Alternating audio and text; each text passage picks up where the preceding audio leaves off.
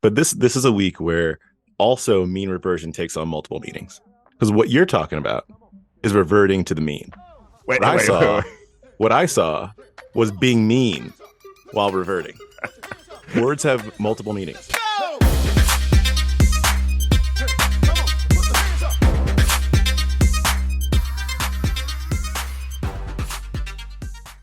This podcast contains the arguably witty banter of two friends, Skippy and Dougals, that like to debate about investing.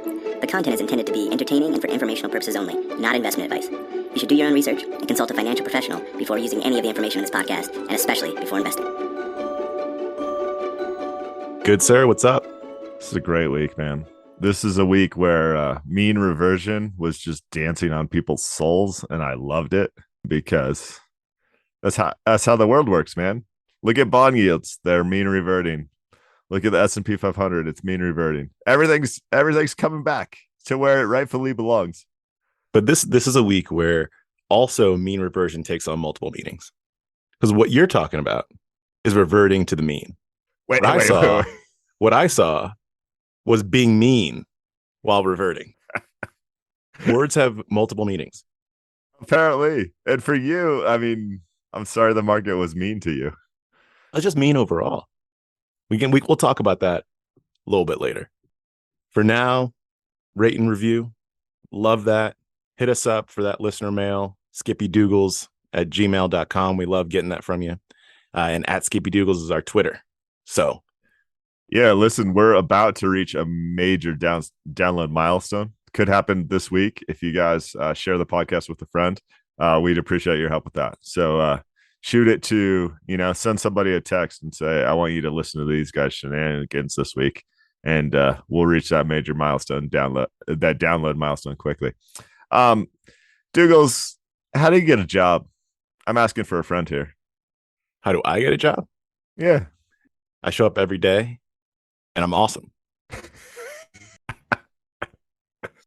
I've always just like done lots of push-ups and on the middle of the street, and then someone stops and asks what you're doing, and then strike up a conversation.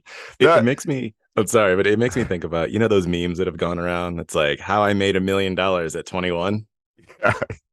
That's like what that made me think about. How did I get my executive level job at the age of 20? I wake up every day. I drink enough water. I do push-ups. I work out. I listen to lots of podcasts. I read a lot of articles. I read 755 books a year. Yep. And my parent was an executive and they appointed me into that position. That's how all those memes work. And then the other one is like the exact same stuff, except they do a Skippy and Dougals pod reference, and then they go, and my dad gave me $5 million, and that's how I became a millionaire at 22. Exactly. All right. You're going to spit some We're wisdom. joking around here, but people often say you get a job by networking. In my experience, that's true, as depressing as that is. LinkedIn did some A/B research where they treated different groups of users differently with how they recommended basically growing their network, right? So they did this over 4 years with 20 million users. Those 20 million users created 2 billion new social connections and completed more than 70 million job applications that led to 600,000 new jobs. So that's kind of the background. You have 20 million people here, lots of new connections. And what LinkedIn did is they recommended people grow their network in different ways. Any questions on that? Makes sense. Okay. So they just wrote the research paper this week. They did this in collaboration with MIT and one other university, which is escaping me at the moment. And the findings are that moderately weak ties are the best option for helping people find new jobs and do so much more than stronger ties. What they did here is they encouraged people to expand their network through weak ties. And the way they measured that is basically how many connections you have in common with someone else. So if me and my best friend have worked at the same company for years, we probably have like 100 connections in common, right? It's the people that I have less than 10 or around 10 connections in common that often are the catalyst for me getting a job in a new place. The thing I want to bounce off you is I think this all makes sense. it's not incredibly groundbreaking for me, but my conclusion as to why is slightly different than the way the article seems to conclude that this matters. Yeah, and to give a little bit of background here, pre-LinkedIn is the weak ties, whatever you want to call it, maybe like philosophy theory, was something that was written up. I think it might have happened before then too, but back in the 70s, someone named Mark Granovetter, I believe was his name, wrote a paper. He was at Harvard, wrote a paper around the power of weak ties versus strong ties, which is something that is like cemented its way into social science and social psychology over the last few decades.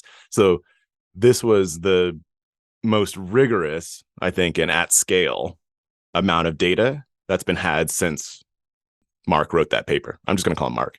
Wrote that paper a few decades ago.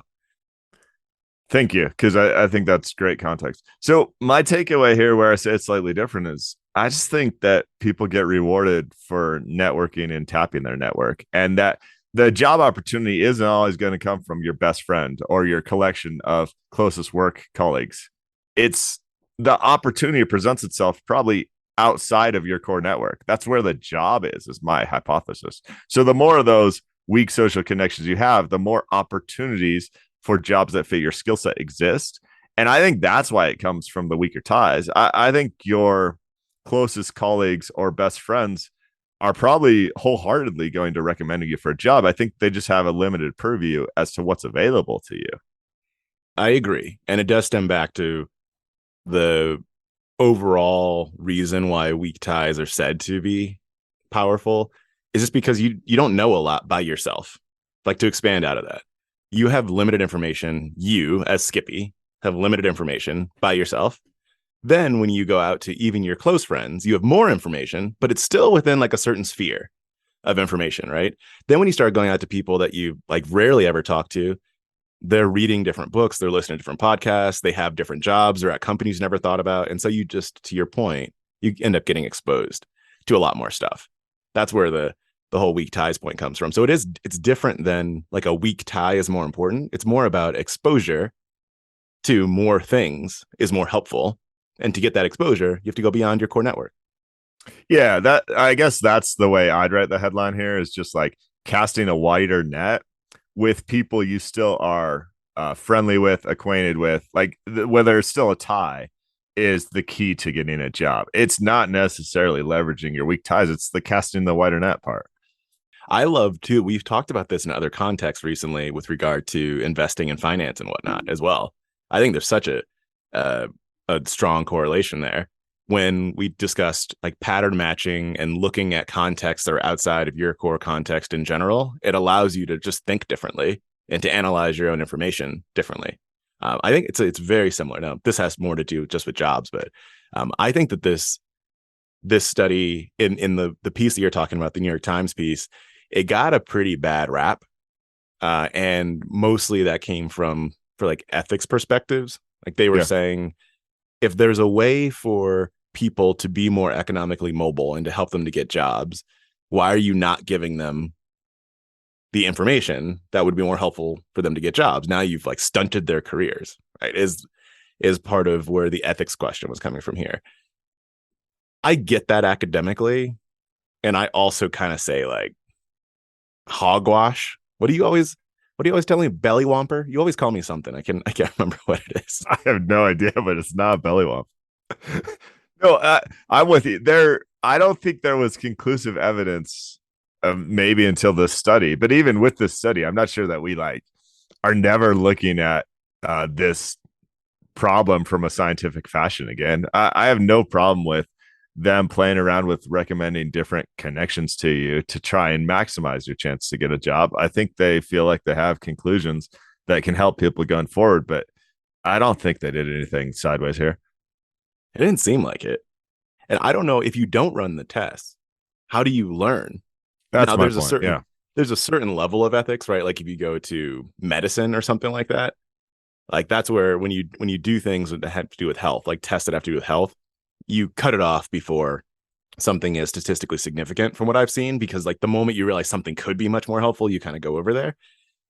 These are people's economics. And so I understand that that's also like, it's pretty vital. And at the same time, they weren't they were just trying to learn for the betterment of scale in the future. Like it wasn't I don't know, there wasn't anything coming at it from a negative angle from what I saw, at least. I mean, this is No, it's not like they hid all the jobs that I was qualified for me, exactly, and then gave them to someone else. That's not at all what happened. They didn't recommend my third connection to some folks, and they recommended it to others. Like, yeah, big deal. Anyway, I found it interesting. Not necessarily a direct tie to investing, but the thing I would probably wrap with on this one is, listen, if you're in your early 20s or even your mid 20s and you have rebelled against playing this game like I did in my early 20s, I'd tell you to get over that as quickly as possible. You need to leverage your network to grow in your career. And the less you fight it, the better. I just say from personal experience, I fully understand how the game works now. And I didn't like that when I was younger. I thought it should all be based on merit, but that's unfortunately not how the world works. Yeah, and I do go beyond it, just the job piece, and I say also do read things that you think are weird or outside of your normal zone, like because it's to me it's very similar. When I say read things, I mean books, listen to podcasts, listen to articles, pick up periodicals that you might shun on a daily basis and be like, I don't know who reads that, and just like read it every now and again, a few times. You get different perspectives. You might come up with different names. Even going back to networking, you can learn about different people you might not have learned about otherwise, and be able to like reach out. Like there's a lot that comes from weak ties, whether that's a relationship weak tie or information weak tie. So I push that. I second what you just said. Yeah, and actually, I'd say what you said in a slightly different way. Like just use your intellectual curiosity for what a lot of people call networking. Find people that you think are interesting that you have a weak tie with. Read their book, read their stuff, talk to them. Let curiosity be the guide rather than feeling like it's just climbing the ladder. There's lots of ways to go about this. Anyway, moving on. I am going to reach into the fishbowl and talk about someone's experience working at Stripe. Bree Wolfson wrote a post called "What I Miss About Working at Stripe."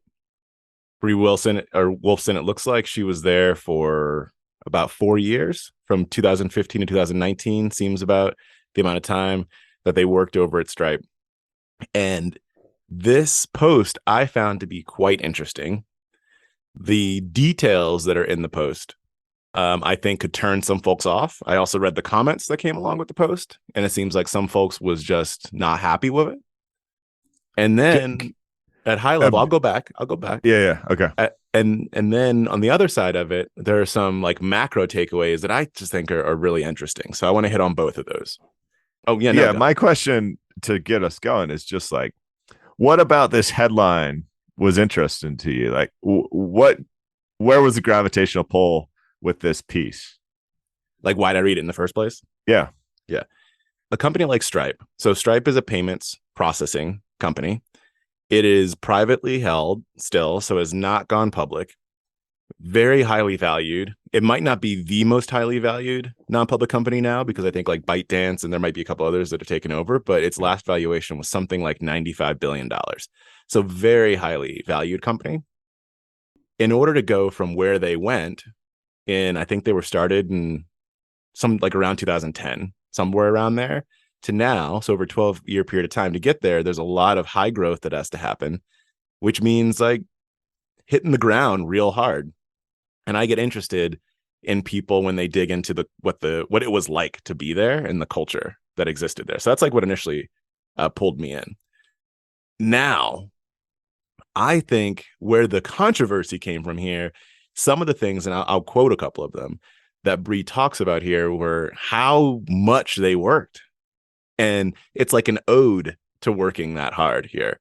So an example, she talked about there was a vacation that she had planned and they were about to launch something, because they're probably always about to launch something.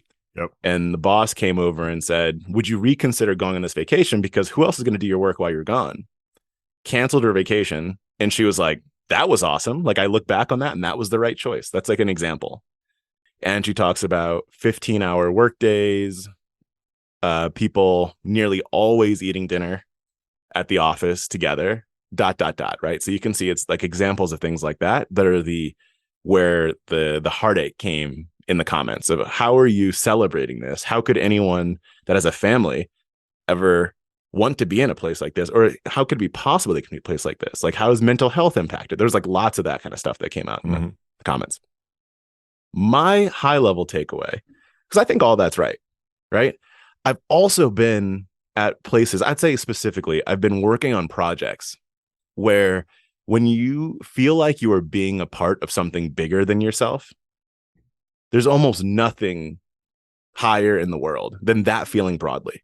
And I don't mean just at work, right? Because even going back to the family piece, right? It's those moments, I think, when you're like deep in it with the fam, no matter what that is. It could be something like on a positive note. It could be like you're getting through it together. Like you just feel like there's like, I am not as important as this bigger thing. And that's just that's such a powerful feeling.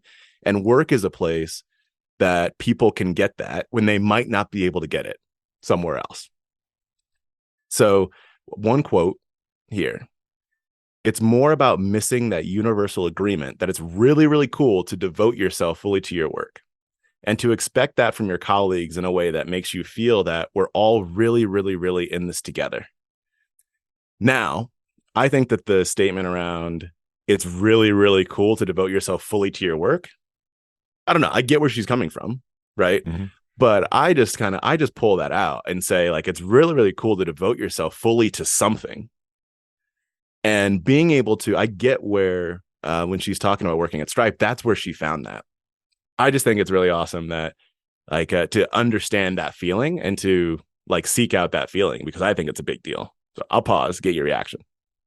Yeah, I don't have issue with this. I mean, I like the perspective, and I like that as she looks back, she thinks of that so positively, because I think we've all been caught up, exactly to your point. We've all been caught up in experiences, whether they're related to work or not, that feel bigger than you and that you get excited about.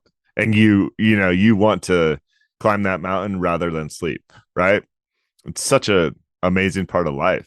So my general take on work-life balance as it relates to work is something that's evolving and I'm always learning more about, I know that if someone was forced to work 15 hours, let's put it this way. I know that there are people probably at the same company at the same time as her that didn't end up with the same positive impression because they had other things going on in their life, or they didn't feel like they were climbing a mountain that was the most important thing for them at that time in life. But I understand that too. I think when you get the chance to be part of something that feels bigger than yourself, that's amazing. And that's not something that everyone gets, so it should be cherished. Yeah. And it's not something everyone wants or should want. So I want to state that. And for those of you that haven't worked at startups or high growth startup companies, this might feel very foreign to you. As we've talked about here in the pod, I've worked at now 6 of these and various levels of high growth, but at certain periods of time, right? Really, I'll just call it complex relationships with work, because you have to go deep. Like for these companies to build out what they've built out, it can be brutal at times. And when I say brutal, I'm talking about there are periods where I've left work at 2, 3 a.m. and gotten back to work at 7. Like that is a ridiculous, like for periods of stretches of time. Yep. When you're in it together, like when there's a group of people that you know what the goal is and you're pushing for that goal, it can feel quite rewarding. And you can burn folks out easily. Because if you, to your point of what you mentioned of other people not feeling the way that she felt here, if you don't feel how she felt about this and you were still working those hours and you still gave up that vacation, you're burnt out. You are pissed, and torture. Rightfully so. Yeah. And it's not a good job. Yeah. Yeah. It's not for that person at that point in time. It's a terrible job. So I think that's one of the headlines here. It's just understand that people are different and at different stages in life, and try and be accommodated when possible. But in a high growth startup, sometimes you can't be incredibly accommodated either. It kind of is what it is. Yep. I'm going to throw out one last thing. And this is the more potentially controversial part of this, because it can go in a few different directions. I'm about to make a meta point outside of what Bree was trying to make, and you can decide whether or not you want to go there. We've discussed how there are different factions of folks who just have a really hard time agreeing on things right now. The country feels very separated, and that can lead to no bueno-ness. This is a long quote here, but I'm going to read it and you can see if you tie to it. See, she's talking about work. She's talking about work here. We'll only ever get out of what we put in. But we'll only ever get out what we put in. And in the case of work life, it is kind of a collective decision. Once your neighbor starts signing off Slack at 3:30 consistently, it's hard not to do the same. If your closest collaborators don't turn stuff around quickly, why would you? If there's no one in the room agitating for doing that extra copy pass to punch up that blog post, why not just ship the meh version and use the extra time for a jog or a drink with friends? The path of least resistance is right in front of us, and we are taking it. This is where, so I read the rest of this, and I was like, yeah, man, I remember that time. I was hitting it like that, getting up, going to blah, blah. And I was like, cool, you know. Then I read this and went, this is the meta point that actually struck me after reading the piece. So it's different than why I read the piece. This is the meta point for me where it instantly took me back to like where we are right now. I think as a society, and it's true, the groupthink that's starting to like partially take place in what she's mentioning here. And when we're okay with not being okay, or okay with not being great, even, where does that take you? Mic drop. All right. You've there's a lot there. I like the quote. I think the quote's good. But this is where I'm saying my opinion on work-life balance is constantly evolving. It's something that in the past 12 months specifically, I realized my previous conceptions about this have in some cases been wrong. Like, I don't know. I agree that what you put in is often what you get out, and that can be really rewarding. And at the right time in life, working 15 hours a day at Slack could be the best possible situation and solution for all parties involved. I also don't know that I begrudge someone who tries to log off of Slack at 3:30 and go for a jog because that's what they're prioritizing in life right now. Like, that's where you got to help me out, Dougals. It's like, I don't think either of these it's not a one size fits all approach. I agree. I think most of it is about managing expectations and aligning around what folks are going to be doing. Because I don't, not only will I say I don't care that you're logging off at 3:30 necessarily, if we've agreed on like what's going to get done, do it at the, you know, when it needs to get done in the way that it can get done for you. And I also remember you were talking about people at work needing to like go walk around the block, like do your thing, right? You gotta be mentally healthy. So I fully get that. I think this is saying like, if you don't have that right, or maybe this is not what she's saying, my interpretation of this is if you don't have those aligned expectations, it's so easy to get into a world where you're just making assumptions about what others are doing and what that means for then what you should be doing. And that leads to crap basically being shipped. She's talking about shipping in a startup environment, right? But just in general, because if you're making assumptions about what everyone else is doing and you're like, well, if they're just going to get their $10,000 in student loans written off, then I'm not going to work hard. You go, okay, hold on. Yep. Like, that's not really what we're saying here. Whereas if you do have those aligned expectations and you do assume like best of intentions, it's more likely that you can be like, I'm really happy they got their $10,000 written off. Now we can go do great things together. Yeah. Right? It's funny. So the Wall Street Journal, I almost brought this up last week, but they did a breakdown of people trying to interpret job postings and phrases like wears multiple hats and like, I forget exactly, but basically like there is no job description. You'll take whatever shows up on your desk, like these sort of things. And then they had the potential person applying for those jobs interpreting and being like, this sounds like I work 15 hours a day and my boss is a jerk. Yeah. You know, like they did all these other things. So where I completely agree with you is if you can be consistent about setting those expectations, some people are looking for the next exciting startup to go conquer the world's biggest challenges and work 15 hours a day. And that's their number one priority. Make that crystal clear.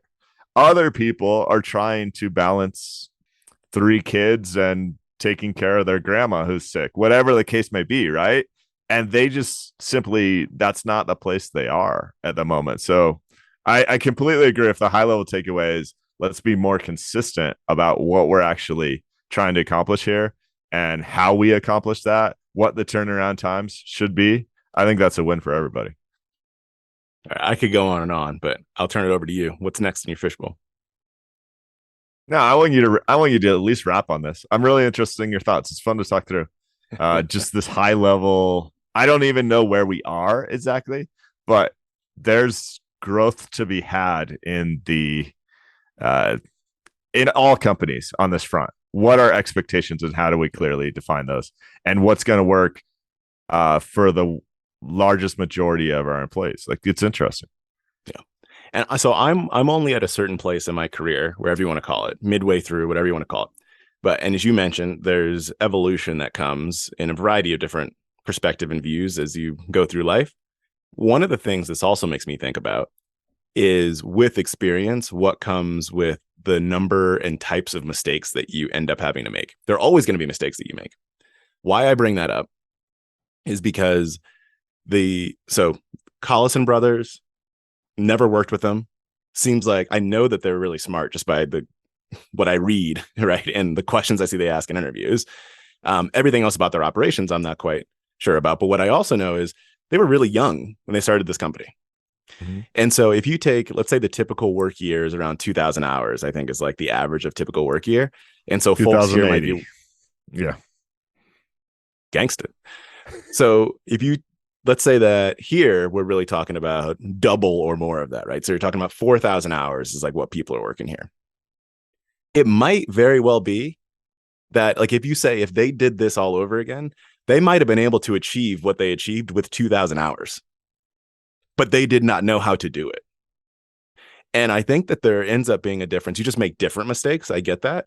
But I've seen enough where you can spend 100 hours doing something that might have taken 3 hours. Or we were talking about it from like a contractor consulting standpoint. We're like, this is going to take me 15 minutes. They need me to work 40 hours. So let me spend 39 hours and 45 minutes putting out the presentation about the 15 minutes, right? Or whatever it might be. Like, I think that is also something that is interesting from like a startup perspective. And when you look at at least historically, I don't know what the data looks like now, but when you look at the average age of people that create the most successful startups, like from a percent of startups that succeed, it's like in the 40s. But what ends up coming into the news all the time are like the apples that were started by the college dropout, who's like 20 years old, or Zuckerberg or whoever it might be. And I think part of a reason why I believe that somebody that's in their 40s or so can have a higher hit rate is you probably have a capability to, again, this might be wrong, hypothesis, have a capability to burn people out less because you can prioritize better. You can make fewer of the mistakes that these folks are making that might take more time, right? And you might not need this kind of burnout necessarily. Like, you can probably do it differently. And so I'm one of the other place that I'm thinking about is I get that with Stripe, and I wonder how you might be able to create that without the burnout for the people that do have families, because you prioritize stuff differently as well there. So that's like the other angle that I start going down there. I have a whole like investment angle I could take this down to, but again, I'm tying too many things together. Well, no, listen, mic drop on that. I think you're exactly right. When you're in your 40s, your emotional intelligence has grown. Your network, we just talked about the LinkedIn study, has grown. You can say, I need to go to market strategy here, and I happen to know an expert in that. Like, you call the guy up and you run with it. I need money here, and you've raised money before. Like, you should be able to work so much smarter in your 40s that you should have a better hit rate. And I think the data shows that. That's great. I actually, on that topic, I do want to shift gears slightly, because you started our pre-show meeting with a great question that was basically, I'm going to let you ask it again, but it was basically like, what should your average investor be doing now if we tie back directly to the markets? What did you say? I did not ask that at all. What did you say? What I said, I was trying to be real specific. What is happening in the markets, and what should you do about it? You being Skippy, or you being Dougals. the reason I was that specific is because I think the average investor piece, there's so much that's in that. I do think that's an interesting topic, but I was literally asking, like, during this time, for you, for me, for we, how it be. I'm going too far, but Yeah. like how we specifically. Well, react. okay. That me specifically, I'm not doing anything. I'm pretty excited about it. I love this stuff. I hope gosh, hope's the wrong word. I think we might end up down more than 37%. I know that's an oddly specific term, and I'm not making a prediction, but I think things are going to continue to go down. But for your question as to like why is this happening, that's what I think is so fascinating. So right now, if you're just sitting in your chair and aware of financial markets, this week you see the S&P 500 going down. You probably see your stock picks going down. You see your 401k balance going down. Like on Wednesday, I saw 401k was trending on Twitter, which always cracks me up because it's just people complaining about the 401k balances. And in addition to that, you see interest rates across the board rising, right? So that makes it every purchase decision you make. I know you can get a 4% CD right now, 6-month term, like readily available. Every purchase decision you make, whether it's buying stocks or buying a new car or buying something else, you're always like, I can actually make a pretty decent return if I keep this cash in my bank account, right? So that continues the downward spiral, right? Who wants to go buy stocks when you expect them to go down 20% more, when you can just park your money in government insured, FDIC protected funds and start to make a decent return? And the Fed has said that rates will continue to rise. There will probably be 2 more rate hikes before the end of the year. So I think the psychology of what's happening to the investor psyche explains why the markets are acting like they're acting. And I think it's absolutely fascinating. Here's where my brain gets caught up, like Ursher. It's because, and we touched on the unprecedented times, right? A whole bunch like this, the everything bubble, all that stuff. It's because like the market, in my eyes, for an everything bubble, for a super bubble, as GMO called it, is like barely down. True. And which might get to your, very possible it could go down further point. And then there are these pretty solid companies that are down so far right now. And I'm like, where I'm sitting, and so when I say solid companies, I'm saying that for a reason, because I could talk about solid businesses. I could talk about solid stocks. I'm saying solid companies. Yeah. And I'm like, because where this market, if it's like the super crash, super bubble, super crash thing, like the market's going to be down over 50% in total. If it's that, I'm not saying it's going to, I'm just saying like, if you're really talking about like a super crash, like it's going to be down over, it might be over 70%, but it's down over 50%. Certainly. If we're just playing the mean reversion game, valuations got crazy high.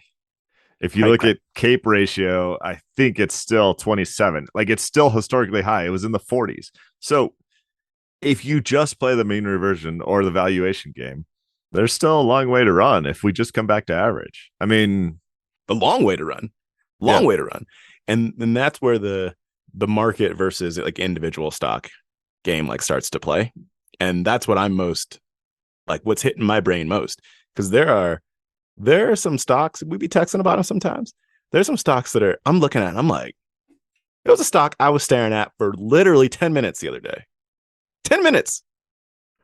Not really staring at, but every now, but I check it. Yeah. And I was like, is this real? Like, is this a real like price, with having in mind, because it's not wild that something we get to that price, but in the back of my mind where I'm like, if this is the start of something big, if this is the price before the market gets hit another 30-40%, whatever it might be, what am I doing?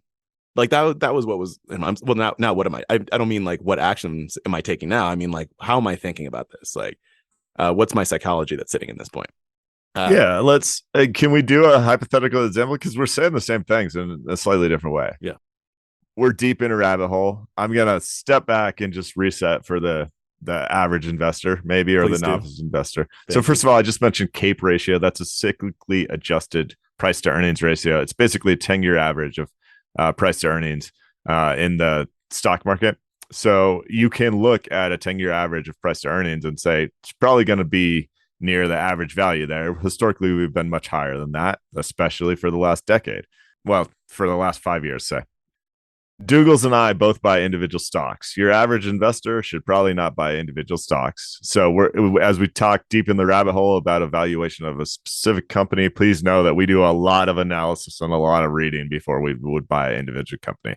I think what we're going to talk about here is still relevant and hopefully interesting to your individual investor. So, Dougals, what I'm saying with the stock you're talking about that's at $140 a share right now, that I think is worth double that.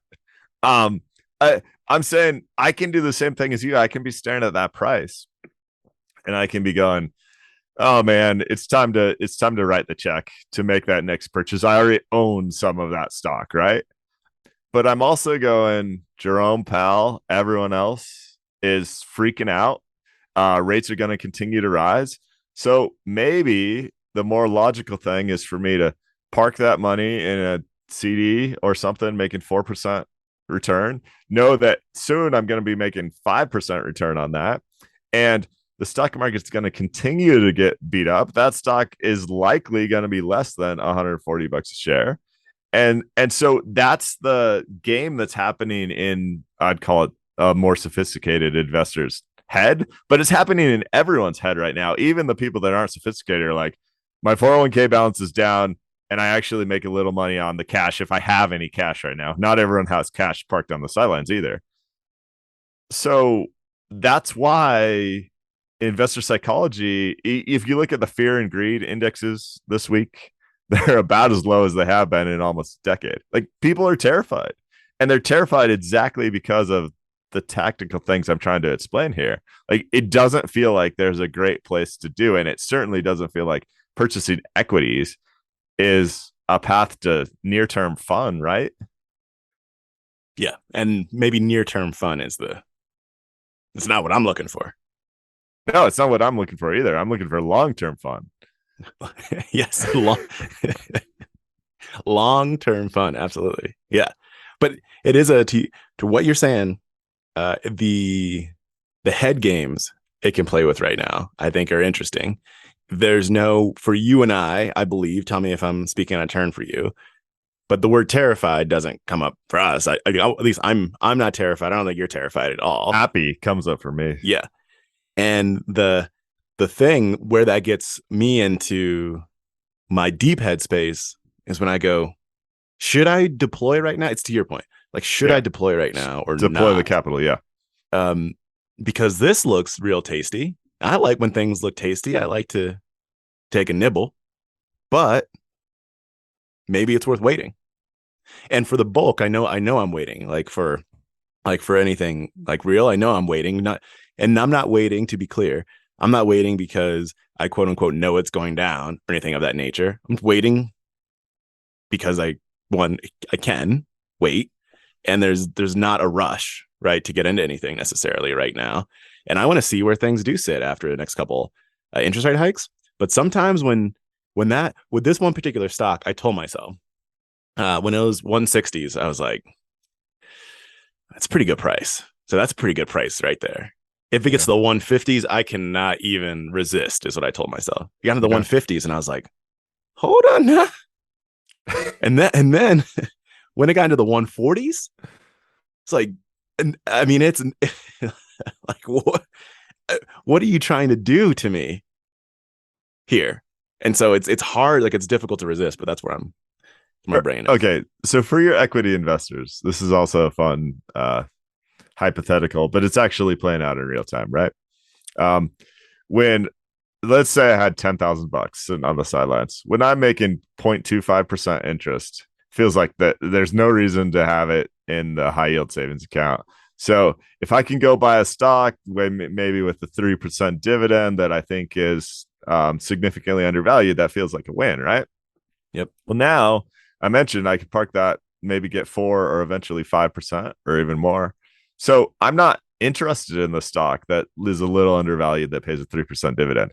But that same stock, I have a specific example here too, currently pays a 7% dividend, and I think is trading at like 35% of its true value. So those games have to happen. The equity has to get more enticing for me. And when the equity pays a 10% dividend that I feel is safe and is still at 30% of what I think its true value is, I'm not going to be able to resist that deal anymore because it's just going to be better. So that's what I love to see play out, because those things, you have to look at the opportunity cost of those two capital allocation events, and they work in tandem. And that's why as interest rates rise, it's very likely that equity prices continue to come down to reach equilibrium where the opportunity cost makes sense there.